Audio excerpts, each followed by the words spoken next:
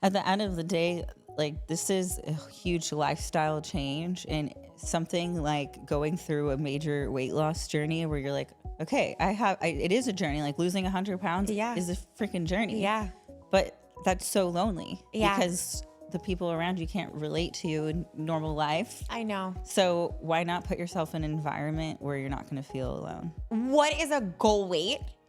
And how do you help someone who's like being ridiculous about it or I guess that they don't want to go too low or they want to go too low. But also like, yeah, I lost 100 pounds, but now the fear of eating has come back.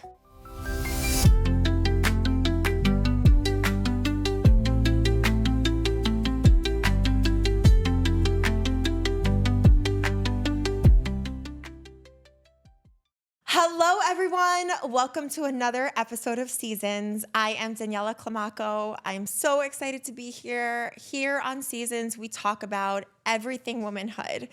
The good, the bad, the beautiful, messy, whatever that is not spoken about. This is your safe space. I can't wait for you to come on this journey. I'm so excited today to have Alyssa Rose Montgomery, the CEO and head fitness coach of Ascension Fitness. Welcome, you. Alyssa. Thanks for having me, Daniela. I'm so excited to see you. I'm so excited for you to be here. Yes. So for those who don't know. Yes. Daniela and I just met for the first time in person. Literally our first time together. Unless you count the drive-by down the A1A. Yes, that was fun. That was great. I was like, Alyssa, I know you. It's me.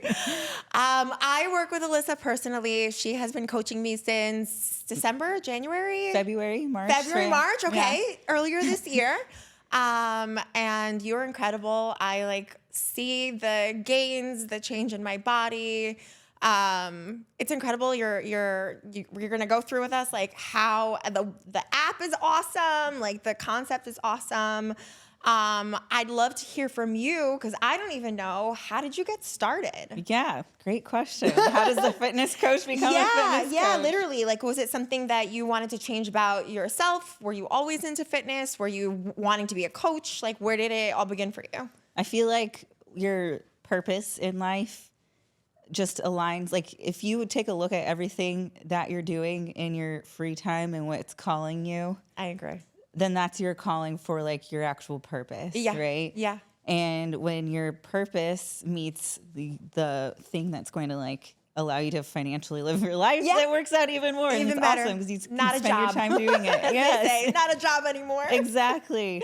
And that's how it happened for me. Okay. I was just an athlete my whole life. Okay. And then when I stopped playing soccer, I had to learn like how do you like stay in shape and how do you stay fit and change your body? A lot of athletes go through that too, because for sure. when you're done with like your training and your team and you have like a coach and you're training for the specific sport, it's super common to feel really lost. I was like, oh, I guess we'll run because that's kind of what you learned back in the day. It wasn't really all over like social media on how to work out and like all the resources we have now versus like 15 years ago. Yes. So freaking different. We're so lucky and blessed. Yeah. And I started learning about weight training and bodybuilding. And I learned that that's the way that you actually sculpt and shape your body because you can run and you can eat really healthy, but it's actually not going to change your body composition because you need to put on lean muscle mass. Like that's how you shape your booty, your legs. Yes. So that led to me just being super fascinated on how to actually like manipulate the way your body works and learn how food works. Like, I was really young. I was like 17 when I stared actually tracking my macros and bodybuilding. That's incredible. And that led into me competing professionally. Where I then dedicated years of my early 20s and late teens to actually competing on stage in bodybuilding. And then I became the first women's wellness IFBB pro in the USA in 2020. How was that for you? It was really surreal because I started competing when there was just women's like bikini and figure. Yes. And I always been like the big, strong legged girl. I was bullied in school growing up. They called me Thunder Thighs. Like, and that's what everyone wants these days. yeah. So you're good. I was like, what a 180. Like, Oh my when they tell you just hold on, girl, Right, like exactly, you'll get better. Exactly. You're like middle finger. Yes. You know? Now that's what everyone wants. Thick thighs, big booty. Yeah. Like, it got better. Yes. So the bikini division was just like really small, like petite girls with like really slender but toned legs, and it didn't matter. I could diet my ass off and do all the cardio, but that was just never my body. And I always knew about wellness because it was an overseas division. It just wasn't in the U.S. yet. Okay. But the IFBB, like the most prestigious bodybuilding federation, like the one that Arnold won, the one that Chris Bumstead won, right? The actual Olympia. That just wasn't a part of it yet. And it was like, okay, that's in the back of my mind. Like one day, I took a little break from competing because I started so young and just focused on health and enjoying fitness again. And then once I decided to start competing, literally like a few months after, they announced that wellness was coming. And I was like, I'm going to be the first. I'm going to do it. So that's awesome. It was finally felt like something I had worked for my whole life. I'm really big on manifesting and visioning. And I was like, I'm going to be like a, IFBB pro. Like I want to make a name for myself in the industry. And after being beat up emotionally and mentally from not feeling like I ever had a place, the perfect spot was there waiting for me. So just be patient. I love that. And so how long did you do that for? All the way up until I was like 24. Okay. I did my pro debut. And then that division just took a little bit of a faster turn towards like the extremes as far as like physique enhancement drugs go and just the overall look that they wanted. Yep. I'm not a crowd follower. Yep. That makes sense. So I'm like, hey, super awesome. Like, that's just not for me. Right. Yeah. Like I want to have kids one day. Yeah. Or at least have the opportunity to. Right, of course, because it changes your whole composition once you go that route. Yeah. And your hormones and I want to stay feminine. Yes. So it's absolutely. Like I like wearing cute outfits and stuff and looking feminine. So, no, absolutely. So then from there, what took you into coaching other women? Yes, the comeback. Yes. Let's weave it in. So when you're working out and like look a certain way and super fit, what does everyone ask you? How do you do it? Exactly. I'm sure you get asked all the time too. They're like, girl, how'd you do it? Yeah, the number one question. How did you do it? How do I do it? Yes. And you being like, and that's why it's so important. And when you're like a woman of influence or when people look up to you some way in life, like it's your due diligence to lead others and show others because you're the example for so many people in your network. I love that. I never thought of it that way. Yeah. It's like an honor to take care of yourself because you're that soft barrier to entry because if you can do it, I can do it. Yeah.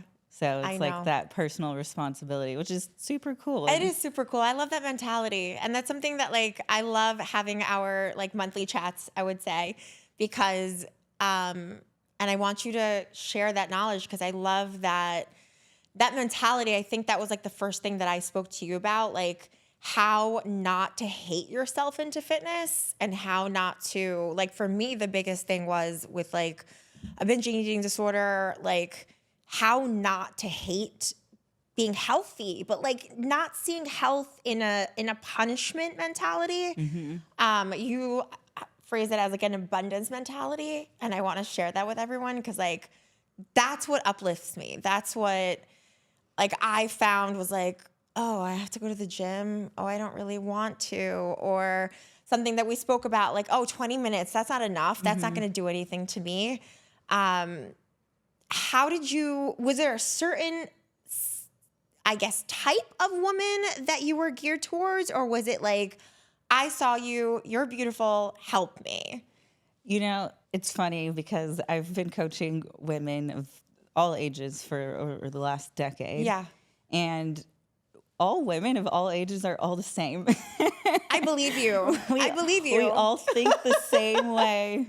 Doesn't matter. Money, no money, stars. I can agree. I think women are women. And I've actually found that also. And I think that's why I created this space, because if I'm thinking it, you're probably thinking it or know someone else that's going through it. So yeah, I get that. I think there's certain things that drive human beings, right?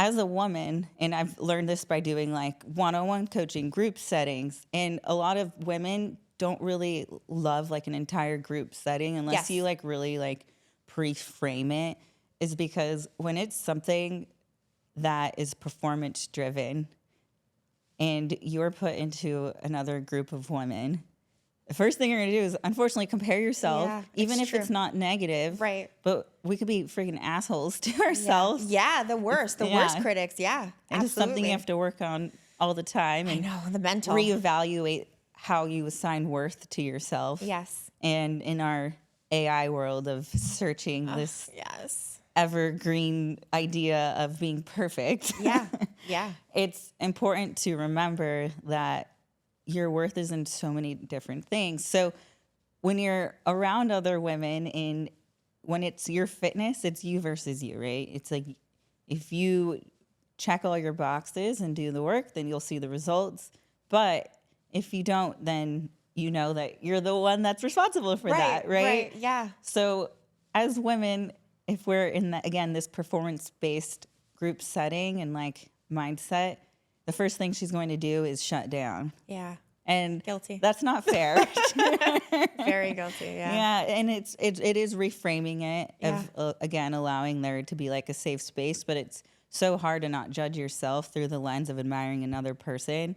And it's really learning how to like reframe that. Yeah. And yes, you're like celebrating that person, but you have to remember to celebrate yourself right back, because we can give all the praise. It's not like it's a negative thing like, oh, damn, that bitch looks so good.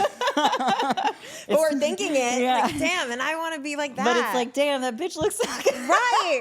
Literally. And then you're like, okay, I look good too. And it's just not beating there's yourself always that, up. but I look good, but look at her. It's the back end comment. It's not that I think she's amazing or damn, like she's really dialed in with like her workouts 4 days a week. Like, and she's a busy mom with like a career. Like that's freaking awesome. Yeah.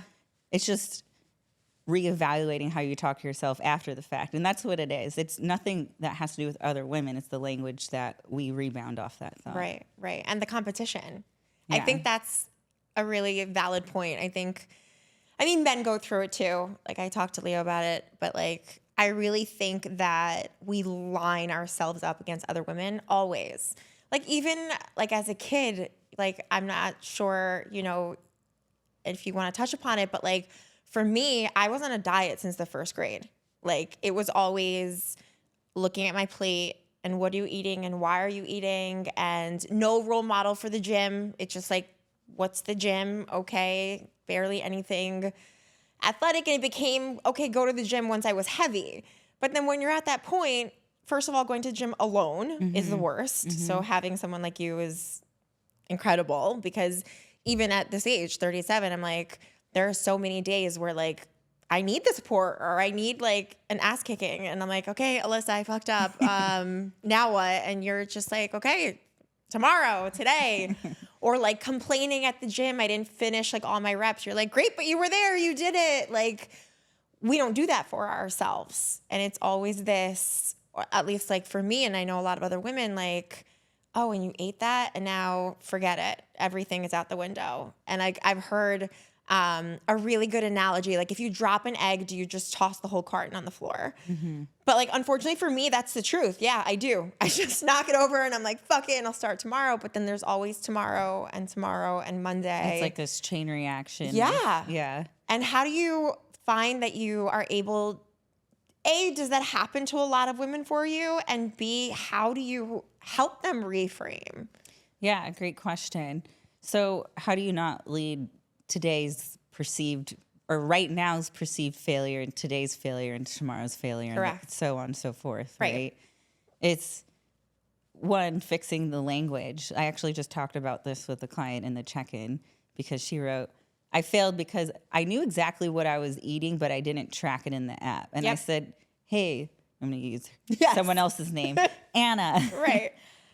Use the word failed in your check-in. So I don't really care what you said after that. Right. But That's the all I language saw. that you're using, I was like, I want you to pick out the ways that you use similar language throughout your day and with other things. And it's just creating awareness around the language that you're already speaking to yourself. Yeah. And then, it's like, how are you talking to yourself? So I am a huge advocate of like daily affirmation and like daily journaling and actually like writing down your thoughts, because if you're to actually visually look at what you say to yourself, you'd probably stop. Yeah. So it's starting with just how you're speaking to yourself in your own personal dialogue and language. Once you become aware of that, you can then assess how you start reacting Yeah. to all the different things that didn't go as planned. Right. And you start planning better, and the reactions are less because you're not in this mindset that you have to course correct all the time, because you're more present. Right. That's true. And then loving yourself. I think that was also something that, like, back to, has it ever happened to you? Have you ever gotten to a point where you were just like, I hate working out. I don't want to track anymore. Like, this sucks. Or it's just like natural for you? No, I still go through that. I'm a human. Good. I love to hear that. Good. Everyone goes through that. Yeah. The hardest come back for me was I lived so extreme with the bodybuilding That makes sense. lifestyle. Yep. Because that's a career. That's a 24/7 when it comes to getting your body prepared for stage. Right. Which technically it's like, it's got to be perfect. Yeah. And you're chasing something that is intangible, because there's no such thing as perfect, because you always, when it comes to bodybuilding, you always have to be leaner. You have to always have more muscle, drier, harder. It's just like, it goes on and on and on. And it's very subjective. So it's really hard to not be logical, and you're so emotional because it's your body. I know. I think that's the hardest part. So after being so extreme with the dieting and the workouts and the lifestyle, and I didn't want to stop competing. It was more so I knew I had to. Okay. Because it was what was best for myself, because I knew I wouldn't love what would happen to me if I continued it. So one, I had to mourn a loss of a dream. Yeah. Which was really sad for me. Yeah. I get it. Yeah. Yeah, which made me hate everything bodybuilding. I was like, well, I don't want lots of more muscle, so I don't want to work out like that in the gym. And, well, fuck dieting. This shit sucks. I want to eat like a normal person. Yep. And then I had like the hormone fluctuations that I had to heal from coming from competing to getting really low body fat levels. There was an HRT company that was taking care of me, quote unquote, but they were mismanaging my HRT. What is HRT for those? Hormone replacement therapy. Okay. Testosterone, or is it always testosterone? I don't know. Well, it depends what area you are in life. Okay. Typically, like hormone replacement therapy for women who are going through like their perimenopause, menopause journey, postmenopausal journey, you're looking at a few different hormones if needed. We're a huge advocate on to do as little as you need to. So we specifically like recommending addressing testosterone first, because that will naturally yield the rest of your sex hormones to more optimized levels, and it's just a little bit more straightforward. Yeah, that makes sense. Yes. Okay, so they little as possible. So they had my testosterone levels too high. Yeah. And it's like a 23, 24-year-old. They probably didn't even need to prescribe me. But the people around me, or the coach that I had at the time, wasn't that freaking great. But that's what pushed me to really learning and self-educating, because I didn't want what happened to me to happen to other women. Yeah. And that's how my husband and I joined forces with coaching, because he went through like similar experiences of he bodybuilded super young. He started when he was 15 and went pro at like 21 and did the whole thing too. So we like grew up side by side in the industry together as friends. Then we like came together. It's like, we can help so many freaking people together. Like we're already helping people separately, but imagine what we can do together. So that's what led us into that path. But I was just kind of resented. There was a lot of resentment around fitness for me, and I had to fall in love with that again. And the image that I had for myself as, this is my dream body, this is how I'll look perfect, was the competing image of me, and I never saw myself outside of that. So I then had to completely redesign what healthy, fit, feminine, beautiful looked like to me. Right. But I didn't know that until I actually arrived there and just followed the steps of loving fitness again, and then falling in love with being able to make the changes and be like, oh wow, like this is fun again. Yes. Yeah. So, and that's ever changing, and you always have to have some sort of goal for yourself, and it can't always be image based. Like, it needs to be based on, Which is hard. other things. Like, I've always, so I'll tell you this is news to you. We're actually moving to Costa Rica. What? You just moved to Miami. When are you moving?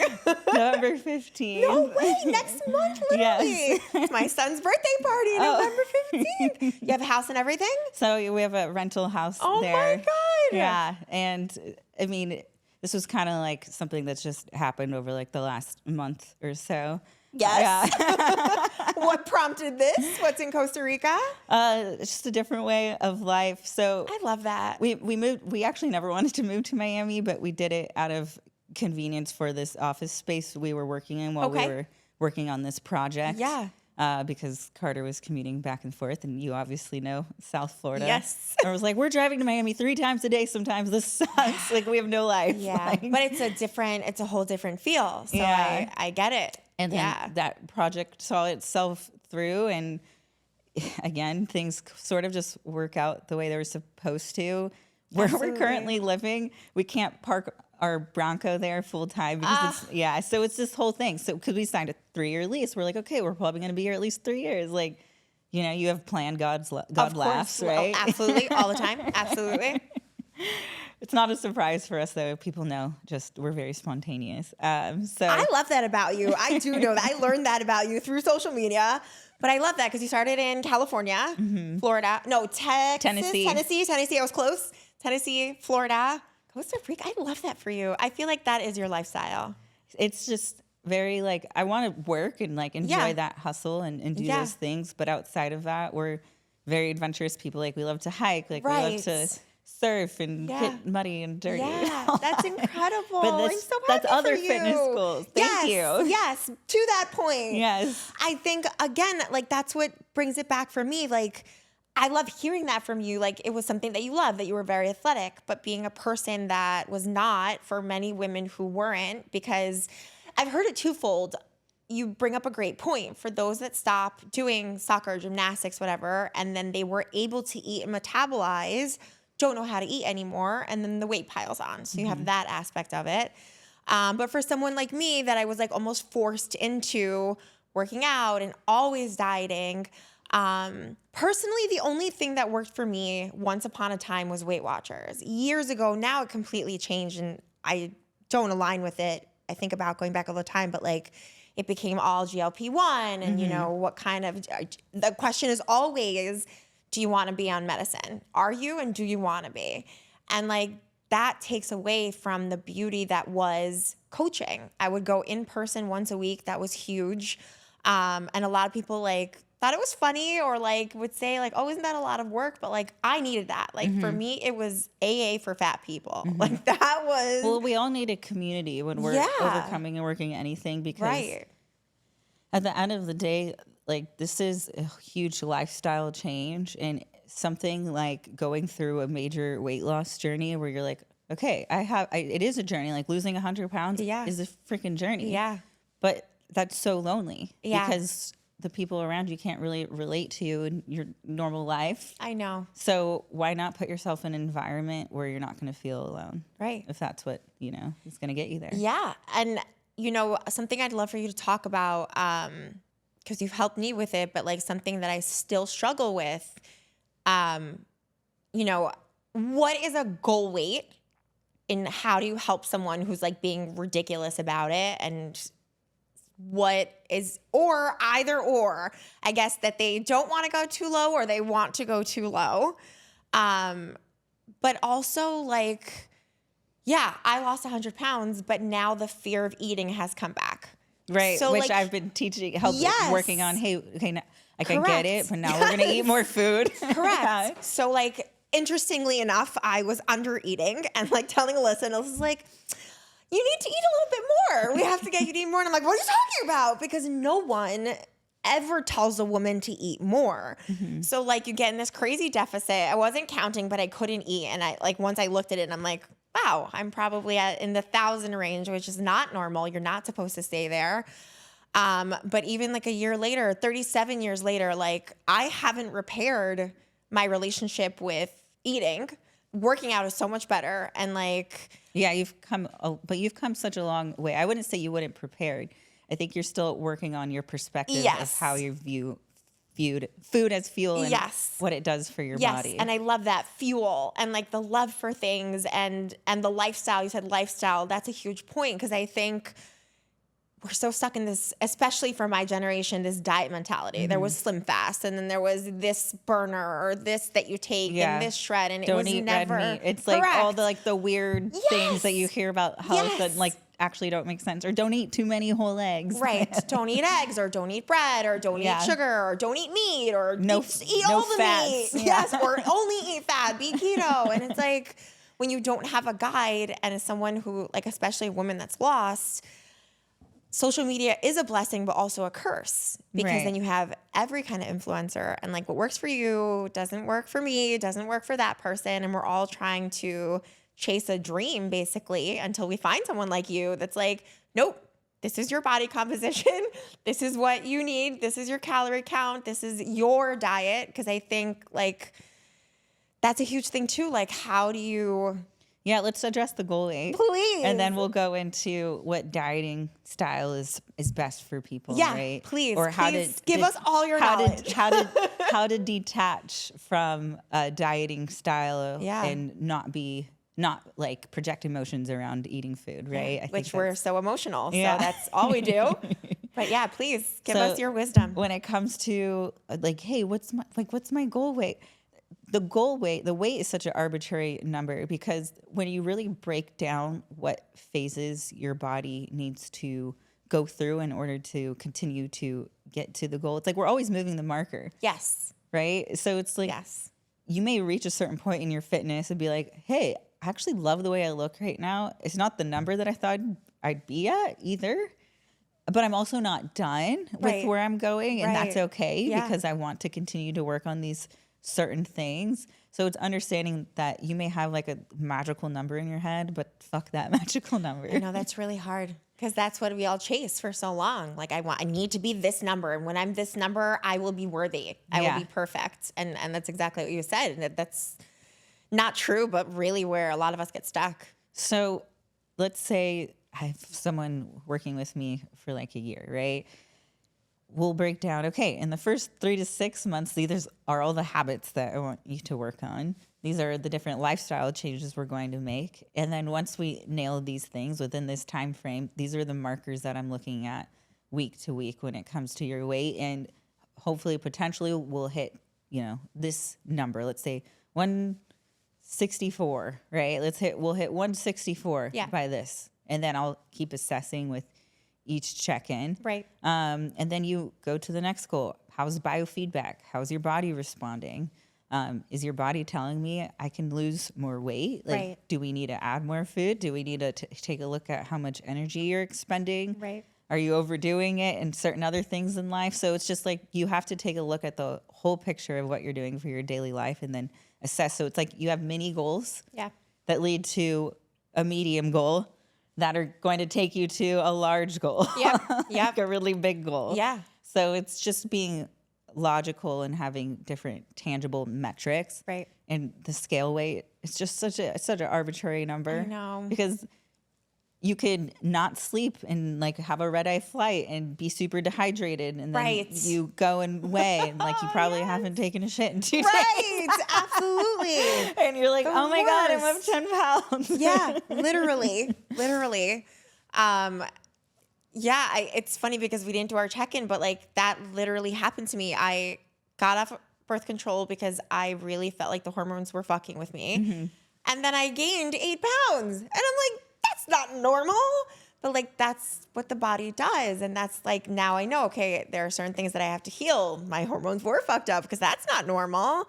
But I think like a lot of women, then like, or me included, like I'll look at the scale and I'm defeated. I'm devastated. And then like how to keep momentum from there is the worst. The best service you can do for yourself is just actually learn the very basic science when it comes to how you lose weight, how to actually look at food. And this leads me into what diet is like best. Right. Or like how to not attach emotions to eating food. Like, okay, I have to eat more food. Does that mean I'm going to gain weight? Right. It's actually understanding like what calories are, which each nutrient represents, like your protein, fats, and carbs, like having a general idea of where your macro goal should be each day. Yeah. And when you have those numbers, like the actual plan, like the actual logic of it, it's hard to allow emotions to creep in there. And that's why I'm a huge advocate for tracking data, because the data doesn't lie, and then learning how to interpret that data and actually understanding what influences scale weight, what biological responses are happening to your body. Like, going off birth control, which by the way, you just did? I just did. Okay, we need to address that. We do. Yes. I know. I just did it. And I feel incredible. Like right away, I was like, damn. We just need to incorporate some like different health supplements in there and take a look at everything. And that's where I would test blood work in like 2-3 months to see where your levels are restoring, because the hormone fluctuations that do happen through that. But it does depend on what type of birth control it is too. Because the pill or the shot or like the arm insert, those actually affect hormone serum levels because they enter the bloodstream. Versus like an IUD, that's hormonal. That's technically a little bit more localized because how the hormone works, it's like at the uterus, but some can still enter the bloodstream. So anyways. I know. Well, I was, to answer your question, taking a pill that had estrogen and progesterone. Okay. And the interesting part is I had been complaining for a while to my OB, but I don't know what it is. There's this fear of changing things. So every so often, no, just 3 months. Okay, no, it's still too soon. No, 6 months. And I'm like, I don't know. I'm not in love with this. I was controlling for all these other things. And then recently I came to you with my other issue, yeast infections. And I'm like, this is totally related. I didn't know, but it's like one of those things that like you don't know, but you know. And like, I just felt like, for me at least, I'm not a scientist, but I'm like, I'm pretty sure this is related because I had controlled for almost everything else. And I came off of it, and like, ironically, my PMS is better. My PMDD is better. And like, I thought the pill was supposed to help all of that, but here I am. With the progesterone and estrogen influenced birth controls, those those lower your natural testosterone production by 40 to 60%. I felt like that. And your testosterone levels, like having optimized testosterone levels for a man or a woman, are essential to like your actual rest and recovery and regeneration. It's essential to your brain chemistry. So that's why women who go on birth control will have these crazy like mood swings. They won't really be into actual sex. No, when my libido was so low. I'm supposed to take this to not get pregnant. Like, I don't even want to have sex. Yeah, there you go. It worked. No, it's true though. Right? Like, great. I don't want to have sex. You're like, I don't get it. So we're not, great. I'll be on birth control. And literally, you don't want to have sex. So there's the birth control. It's so true. And it's funny because originally when I went on it, I was 17. And I was told it was for hormones, like to stabilize my hormones. I was having awful periods. And I guess it did for a while. And then I was like, cool, I'm protected. And I never thought of getting off of it except for having kids. But then I got pregnant so soon after that I never like enjoyed not being on birth control.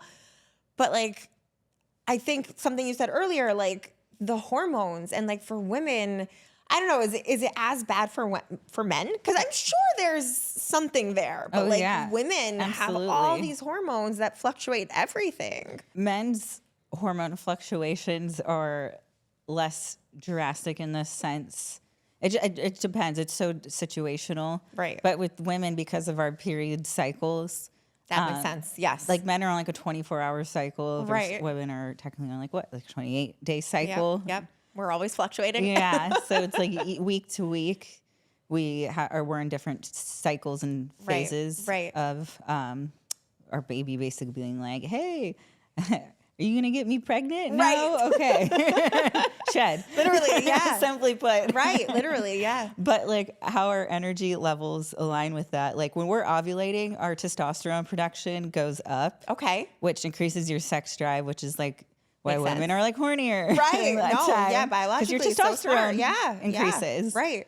And then after that, during like the time that you're shedding, like your testosterone drops a little bit, right? Which is also why we have like that mood swing and we're like tired and we don't really want to do much for a couple days. Yes. We're like, I just want to chill. Right. Don't touch me. Just exactly. kidding. Can you just cuddle me? Please leave me alone. Yeah, I Back get that thing off me. I just want to be hugged. Yeah. Overstimulation, overtouched all the time, especially with kids. But with women, when you're on birth control, like the pill for a really, really long time, I don't even think you've had the experience to actually like know yourself without all those influences. Agreed. Like, because you're so mentally distorted from the chemical changes that are happening for your hormones. But hormones are like the precursor to every single system in your body. Yeah, I noticed that. I love that we jumped on this topic because I didn't even think about it, but like that matters so much. And like another thing, I love that in the beginning, right away, you're like, let's do blood work. Let's see where you're at. But something that has come up for me that I think is really important, just as an American thing, there are like so-called markers that like a PCP would do. And it, everything came back normal for me. And I'm like, nah, I still there's something. And like, it took me years. It took me years to be this person, to be so in touch with myself, to care. I was personally on like a ton of antidepressants and anxiety. And, that didn't help with also the birth control. Yeah, well, okay. Through coaching so many women of different ages, when I had my like young competitors, they'd been on birth control probably since they were like 14. Right. You list your prescriptions when you fill out your consultation form. Young women who are on birth control, a lot of those numbers, the pill and like that type specifically, were followed up with a antidepressant and anti-anxiety prescription. Well, so you're like 20, 21, 22. It's crazy. And they don't correlate and they don't tell you that. No. And then one doctor is not talking to the other doctor. And it's like, okay, great. Now you're feeling this. We'll give you another pill. And then going back to, hey, I got blood work done. My doctor, my primary, whatever, or my OBGYN said I'm normal. Your normal ranges, you could test at the very low or extremely high in a range. Like if you're in that range, you're normal. Right. But if you're out of that range, okay, maybe we'll address it. They're not focusing on actual health optimization. Yep. And Agreed. that's the difference. Agreed. And I just now am becoming, that's the whole thing that I love this conversation because it's still new. Like, even though it's not, I was dieting and working out because that's what I had to do. I mean, it's the truth. I was obese, like for life. I needed to lose the weight, but it didn't bring me to a place of self-care, self-love. And just recently, like maybe in the last year or so, it's been, no, I want to learn a different relationship with food. I want food and teaching two young boys, this is fuel, this is protein. And like my son Luke will ask, oh, so cheese is calcium, or like, oh, he'll want pizza. And I'm like, great, but you have to have like some kind of chicken or something with it because you need protein. And then he'll say like, I want to grow big and strong. And like, That's I so wish cute. it's really cute and like important because it doesn't demonize food, which is what happened to me. And I hear tons of stories of parents that will restrict their kid and then that kid goes to a friend's house and all they want to do is eat. And you get into that closeted cycle, which I went through. And I feel like a lot of people who are on the other end of not being an athlete and not working out, like, the whole thing sucks. And it's just finding beauty again in working out because it feels good. And that's what I found going back to anxiety and depression.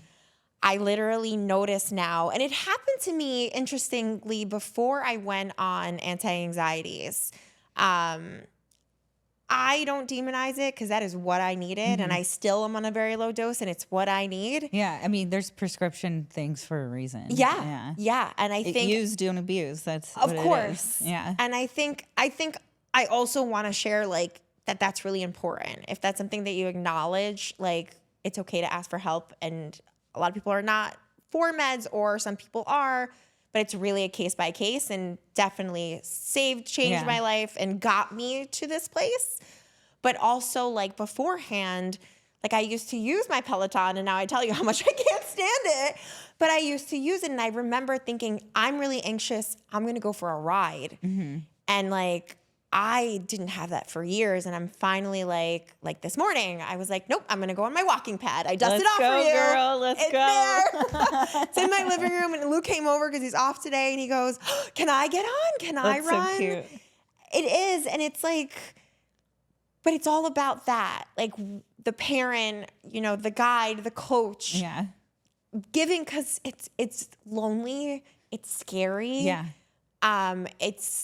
It's unknowing, like, the hormones and the this, and like, I do a lot of research, but you make a great point. It really makes sense. Like, okay, great. The birth control creates anxiety, and then you take this pill to take that pill. And like, so I finally came off because I'm like, this is not working for me. And I was not told to, but it was kind of like, well, do you want to try a different one? And I was like, nah, I just want to come off. Yeah. I mean, if the purpose is pregnancy prevention, right, there's different ways to approach that. Right. But like you said, when you were 17, you probably only had your period for 3-4 years, maybe. I started young. Yeah. 12? Were you 12? 9? Oh, wow. You were early bloomer. I was young. For me, if I was a doctor and had the knowledge that I had now, and I was in charge of helping young women through their hormonal journey, I would be the one that would actually educate myself and advocate for young women actually understanding and teaching them how to regulate their cycles without giving them something like that. Right. Because when things are out of balance, it means that the root cause needs to be addressed. Right. And while certain birth controls can allow that to happen, you're now prescribing someone, which is pretty much another form of HRT as a teenager. Right. I made that connection. That's where I went off on this tangent, because I'm like, that makes so much sense. Yeah.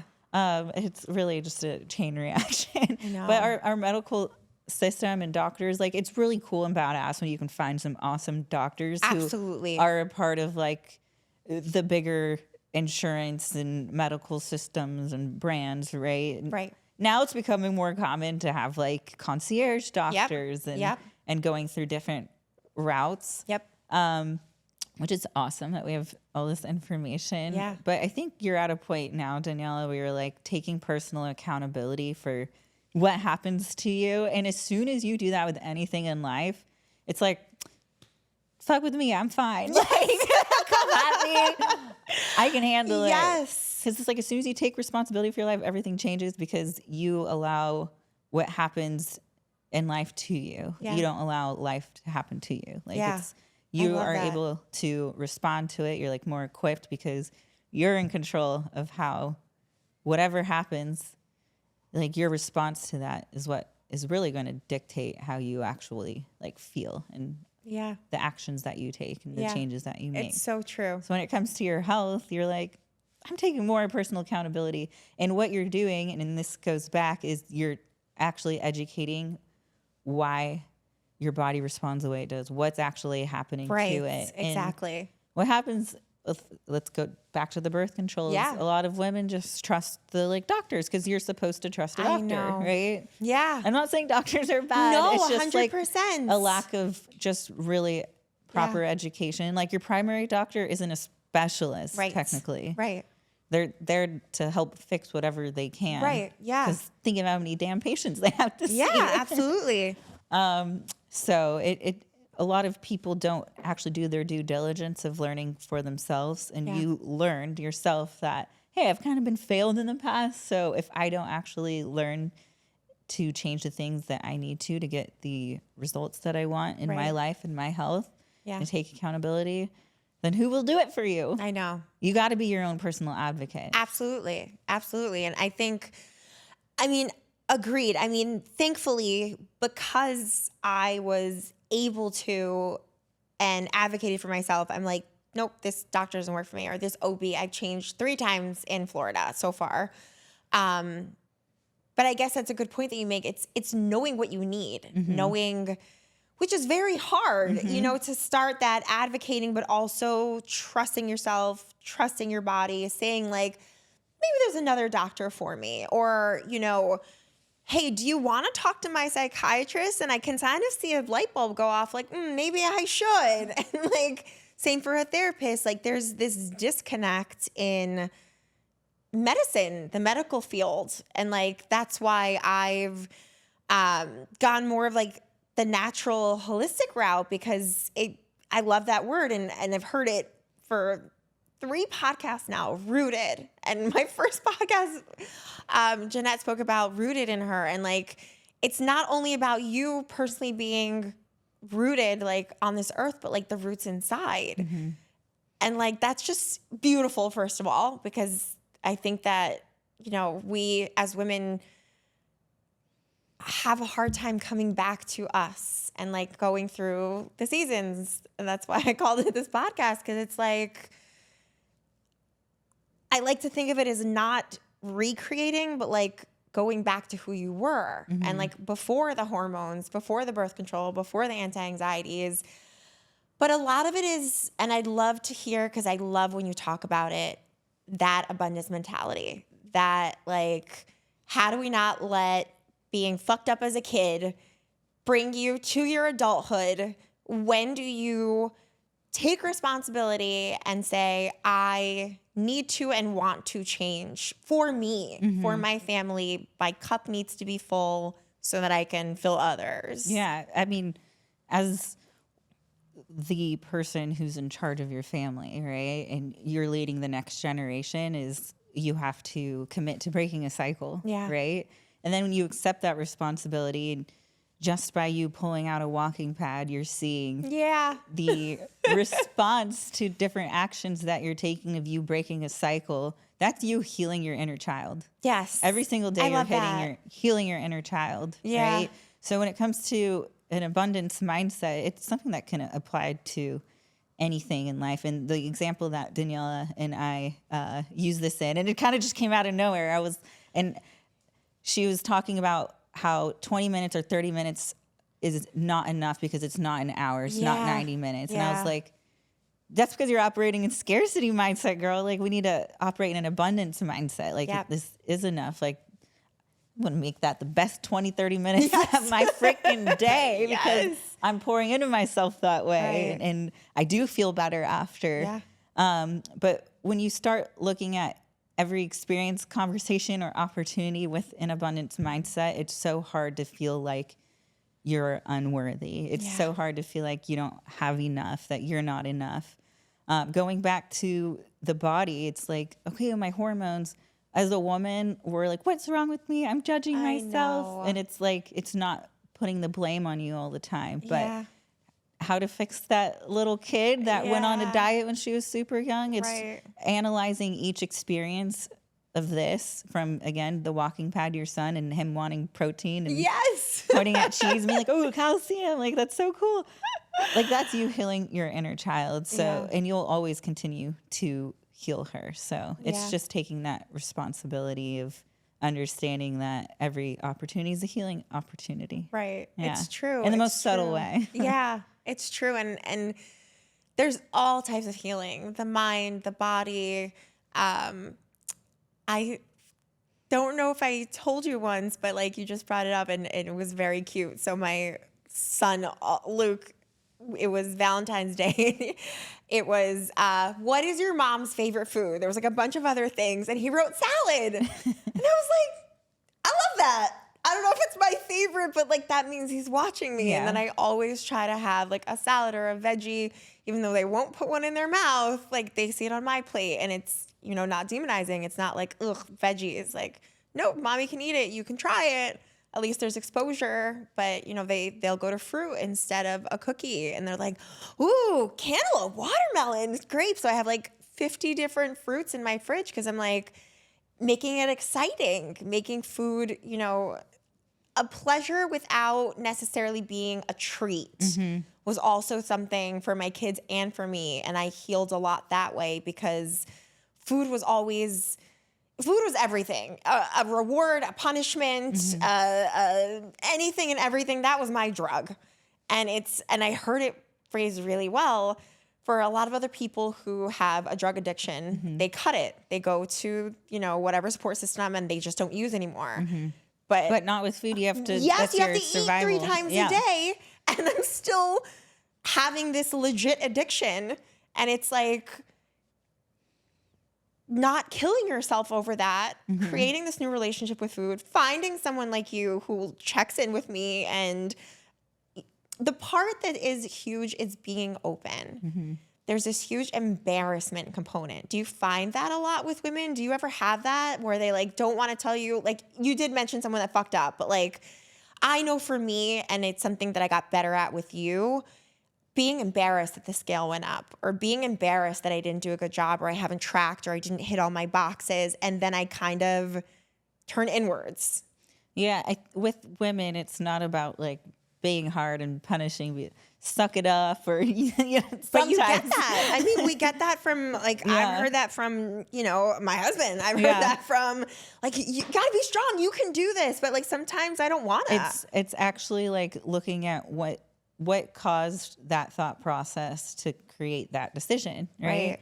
And then when we had to like take a look at like your life and like what it looked at currently, like what may work for you for the next 6 weeks, you may need to modify and readjust because your schedule adjusts, or like something happens, or you have something coming up. Right.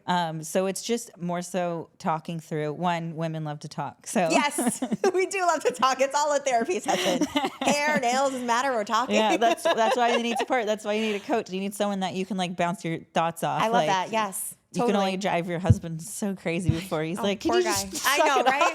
I don't understand. I don't relate. You're very emotional. And I'm like, all right, I'll stop talking to you. God bless them. But it's the truth. It's the truth. So we need to talk through things that allow, and we need like a soundboard, and we need to allow ourselves to have a space to pause and not ramble on the thoughts and be like, hey, I see like what kind of like train you're going on right now that are allowing all these thoughts to happen, because it's almost like a spider web. It's like once you have one thought, our brain goes. Yes, the rabbit hole, I call it. That's my rabbit hole. Yes. Like, what started that? Okay. Yes. Let's go back to that. Okay, this is what actually happened. All this other nonsense, let's cut that out. Yeah. Let's go back to that thing. Okay, Yeah. that's why we made all these decisions. Okay, so this is the thing that we need to fix, not these 30 other things. Yes. I love that. You're really good at that. Honing in, like, narrowing it down. I heard you for 30 minutes, but this one thing, and I'm like, yes, you're right. So just being able to talk through things. And then also, it's like I said, like not beating you up. And of course, women do feel that shame and guilt because it goes back to the performance-based mindset thing. It's yes. like, I know what I did, right? And I'm judging myself for it. But instead, it's like, hey, cool, didn't go as planned. What are we going to change so we can make it better? Yeah. And that's as simple as that. Like, what could we change to make it better? Yeah, I agree. It's cutting off the perfection mindset. Because when you actually work on the habits and the things that work with you in your lifestyle, and that's why, like, something that is catered towards your lifestyle, and that's what the best diet is one you can freaking do. I know. Consistency. Yeah. That's all I hear. Consistency. And I'm like, yeah. But you do need to, like, shut it off and be like, whatever, I do need to suck it up sometimes. I think that's the hardest part. I really love that you said that, because I think that's like the balance that I also sometimes lose and have to, it's funny because I mean, you don't have kids yet, but I do this with my kids all the time. Like, it's just no sometimes. But I don't do that for myself sometimes where I'm like, oh, I'm going to go grab that thing I probably really shouldn't eat right now, even though that's also not the best mentality. Like, I know we shouldn't have the word shouldn't, but it's being sovereign in the ability to say no. Yes. It's looking at something and say, this could be a yes or a no for me, but right now I'm going to choose no. That's beautiful. I love that because that's the truth. And like, and I say it all the time, like, that's not safe for you, or that's just not good for you right now, or you already had 3 cookies. You really don't need a packet of gummies. Like, but I don't do that for myself. And I think back to that inner child, I'm consoling that person, especially when I'm stressed or, you know, that's, you know, always my comfort. Like, oh my God, I just want to have this piece of chocolate because it'll change my dopamine. And like, but I know that now scientifically. It's actually, if you look at the science of the dopamine release when it comes to eating the chocolate, it's not actually eating chocolate. It's the thought of eating chocolate that gives you the dopamine. I believe you. So it's the thought of sometimes it's not even that delicious. It's the thought of the right? action. It's not actually doing it. The mind is crazy. But that's really the hugest part. You have to shift your mindset in order to follow through is the truth. And I've heard that many times before, and I love your Wednesday support groups. We need to go back to that because I really love that, and I'm sure we're all missing it. But I needed to do that. I got myself there. And then you always love it afterwards. But like that, you know, oh, I really don't want to. Oh, I'll take a break today. But like, just, no, you kind of have to. That's just... It's like your non-negotiables of personal standards. Yes, you're non-negotiable. That's right. Yeah. And the me time, like I find that I had to be more human with myself. Like, it's okay to fuck up. It's okay, you know, I feel this certain way. So lower the weights, lower the duration, lower the speed, but don't not go. And like that was from our talks, from our abundance, like don't not do it because then you feel like shit and then that's where the ball keeps rolling. It's actually like communicating your needs, which again goes back to like the self-worth. It's like I'm worthy of having my needs heard and met. Yes. I love that. Yeah. Not being afraid to ask for what you want. Yeah. Because who's going to give it to you if nobody knows what you want? Look, it's true. Back to abundance. The world wants to give you what it wants, girl. I know. Like, ask for it. I know. It's true. I do believe in that manifestation, putting it out there. But that's a really good point, too. Like, how do you know what you want and need if you're not in tune with yourself and you're just giving, giving, giving? And that was something that, you know, I got in with you and I was like, well, you know, the kids are home or they're off today or now it's holiday season. They're always off. Like Oliver was off last week and Luke's off this week. But I got on my walking pad because I was like, otherwise I know I'm not going to hit the gym today. I can tell myself 5 o'clock, but that's dinner time. So what else can I do? And like, that's new for me. So that's. Yeah. And it is celebrating really those wins because you're changing a neurological pattern by making a new decision. Yeah. And it's funny because I do behavioral therapy and I do it for my younger clients. Like, I'll give them a star. Yeah. And like, I think about it for myself, like, you know what? I want to give you a star. Yes, right? Let's give you stars, girl. I think that I would like to get stars and stickers. Like, that doesn't fade. That doesn't, like, that reinforcement doesn't go away, but we don't do it for ourselves. And then in turn, we just get harder and, you know, just. And the more years that go by without actually addressing it, the harder it is to change because of all the different patterns. And you don't want this huge life thing to happen that really forces you because eventually you will have to. Yeah. You know? Yeah. You'll have to change, but change is so good. Like change is awesome. I know. And I'm so happy for you and all your changes. That's incredible. I agree. I think like that was one thing that I was never afraid of change. I always embrace change. Seasons. But, you know, a lot of it is scary, but it's all a growing opportunity. And it's all, I think, change of environment's phenomenal for everyone always. Like Florida was the best thing for us. And if it's not for you, I love that you're making that change. We're just adventure people. But that's phenomenal. Yeah. And you can. And like, don't let anyone tell you that you can't have kids being adventurous because you can have them in Costa Rica. Oh, yeah. A really good influencer.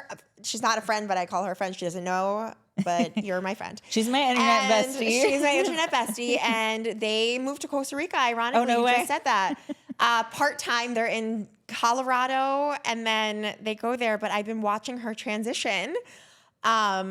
I love that for you so much. Thank you. So that's also like the big push is after we had like our big wedding. So we eloped in Maui first, just us, because I wanted like feet in the sand, just our whole moment. Yes. I think our vows were like 10 minutes each, maybe longer. I love it. I love that. And then we traveled around Hawaii for like a couple weeks, and then incredible. we had our big friends and family wedding. We're both like Italian, so I love that. It's like everybody's got to get together. Yes, everyone, of course. And that was super awesome. But then that started like almost a 3-month long journey of traveling for us for like our honeymoon, I guess. We actually weren't even going to go on a honeymoon. And then it turned into us going to Thailand and Dubai. And then incredible. we were like just going around the States for like a little bit and just kind of doing what we wanted while still working like online, which is super awesome about I know, that's the having a incredible virtual part. business. Yes. Did that start with COVID or that was always the model? So I graduated college early to start my online fitness business. Ugh, I love that. And so you were already I was like, I see ahead. it happening. Yeah. And It's brilliant. And It I did it works. for this reason. And then you get married and your brain kind of changes and you're like, what do I need to do to be a mom, to be a wife? And this whole 100%. freaking identity crisis. Then he went through the same thing as a man. I need to provide and do this, and we need these things. And we've been pretty much like selling everything. Like we sold our G-Wagon, like we sold our golf cart, we sold our jet ski. Like we're just selling and getting rid of things. And it's like, again, being sovereign and the ability to say no. It's like we can have all these things, and it's like we still like our nice stuff and like going to nice things and like being in comfortable environments. But we're also the people that like rented a camper van and camped in Hawaii for like a few nights and had no idea where we were going to sleep. It was so spontaneous. We're like, but I don't know, we have beautiful. everything we need right here. Like we're just that kind of people. And I knew that I wanted our kids to grow up with the ability to like get dirty and muddy and do all these I love things. that. Yes. My dad's like a commercial fisherman, so it's like cool, or it's like, Amazing. no can come and take you out fishing in Costa Rica or Sicily. So he's going to be done working in 5 years, and then he'll live part-time in Sicily. And that's where his parents just moved back. My grandpa's gonna be 91. I love that. So our plan's like, hey, if I live there for a period of time, I can get my citizenships like expedited. Yes. So that's something else I want to do. So How it's like, cool. I just want to have this ability to take my family anywhere. I love that so much. No, that's incredible. Just learn about the world. Yeah. And the world is huge, but also got So very small. small. Yeah. It really did. It's so accessible. And I love that for you. I think that's incredible. And you can obviously teach your kids the healthy way. And that's incredible. I love that. I think what I heard was it's you and Carter together. It's what you wanted, what works for you. And I think that's so important in a relationship and in a marriage. Like you did the wedding for you and then for the family. And that's a beautiful basis for life. Like, thank you. Good. I'm going to move. I'm going to make this happen and make it happen and not worry about traveling with kids. And I love that for you. That's incredible. Thank you. We have 2 pets, so it makes it fun and interesting. I mean, and you're changing lives from around the world. Yeah. I mean, that's the beauty. Like my business also went remote and it just opened so many doors. So I love that for you. I think that's incredible. I thrive being out of my comfort zone. So when life is too comfortable, it literally messes with my brain. That's crazy. Like, That's amazing. I'm like, this isn't right. Like it's too normal. I'm kind of depressed. Like really? need I love something that. Yeah. different in my life. So I'm gonna so many wake up to the people- monkeys. Right. And so many people are striving for like normal or comfort. But you know what? I agree with you. I think if you're too comfortable, then I kind of find the same like, so what's my purpose? What's left? Mm-hmm. I love that. That's incredible. Got to squeeze the juice out of life. Yes. I mean, it is short. Like in the end, like we never know. So I love that. It is. That's what made. So Carter lost his dad when he was 6, and I never, in my head, because this is like his inner child that he's healing, and like being a husband, eventually being a dad, right? Like that scares the shit out of us too, because in his head, then his mom's fiance passed away when sorry. he was 14. So it's like the 2 dads he had. Yes. He didn't get to have like the dad experience. Which is the figure, yeah. And in his head, he's like, oh, I'm going to die young. And then I'm like in the beginning of a relationship, but like literally the first 2-3 years, I'm like in the back of my head, I'm like, of course I love him with all my heart, but then there's that part of me that's like, what if I lose him? Right. And I'm like, I never thought about losing someone in my entire life. Right. Like that's just not the life experience that I had to overcome. Like that wasn't like a trauma that it created me. Yeah. Versus him, it's like a totally different perspective on life. Yeah. And we all need our healing. Yeah. I get it. And I'm like, okay, I need to, that's not my reality. First off, gonna happen. That's not my reality. Nope. Do not wish that upon me. No. So we need to work on that. But it's just like, we want to live so many lives in one life. I love that. That it's like, what if tomorrow is the last day, right? Yes. And it's like so cliche, but. No, but it's absolutely true. I mean, I hate to say it, but like someone made a good point. I had a friend who was like terrified of something very arbitrary. And the doctor was like, you could leave this appointment and get hit by a bus. Like, you're going to be okay. It's okay. Don't live that way. And when she told me that, I'm like, yeah, yeah, you can. So I agree. Live it up. That's incredible in the healthiest way. I think if you look at death a certain way. Please. Okay. Tell me. In life, nothing is guaranteed except one thing, and that's that you will die. Yes. Right? As soon as you're born, that is one guarantee. Correct. The only guarantee. Right. So live it up. Yeah. How are you going to view life and death when you know that that's the one thing that's guaranteed? So why don't you go get your other guarantees? I love that. I do. I love that. Okay. I want you to give whatever advice, whatever comes to you that you want to share with the audience, what they should take away, any tips, lifestyle, anything, share with us. Yes. So one, when it comes to just loving yourself and truly finding yourself, just work on being present with who you are. When you actually start to learn and listen to, again, the dialogue and language that you speak to yourself and how you bring that into the rest of the world around you, into all your interactions, like that's going to dictate the experience that you live every single day and what happens to you in life. Yeah. So start with yourself. Start with really just listening in on who you are, and then start being like, okay, I can work on that. That could be better. That could be a little bit more positive. And it's not always about creating more positive thoughts. It's just about having less negative thoughts. Yes. And make space for that for yourself. Yeah. And then from there, that's like layer number one. Like, where am I here? Because you can't be here and enjoy being in your body and actually feel your physical body until you meet like your mind with your body and your spirit. Absolutely. So it's working on all of your energy bodies, your mental body, your physical body, your spiritual body. And then it's just falling in love with being able to give yourself the ability to really learn how to be independent and self-advocate for your body and health, and like just be curious, like actually genuinely be curious and want to learn about your body as a woman. Like, we're super freaking cool. Yes. Like, we're amazing. Yes. Like, be curious about your body and your health, and then once you educate yourself, then the emotions of things won't be so heavy because you have the tools and you're equipped to do what you need to do and like actually learn. And that's what helps basically cut out all the emotions from what you're doing. And then don't be afraid to ask for help. Like, don't have shame or guilt towards asking for help. Like we said, like, life's not going to give you what you want if you don't ask for it. Yeah, so don't be shy, girl. Oh, I love that. And I mean, you were perfect because this is a podcast for women. And I think like just what I heard is we're worthy, we're worth it. Women are awesome. I think sometimes we're put in a box where we're just emotional or we're crazy or we need this or we need that. But like, we are awesome. We make babies.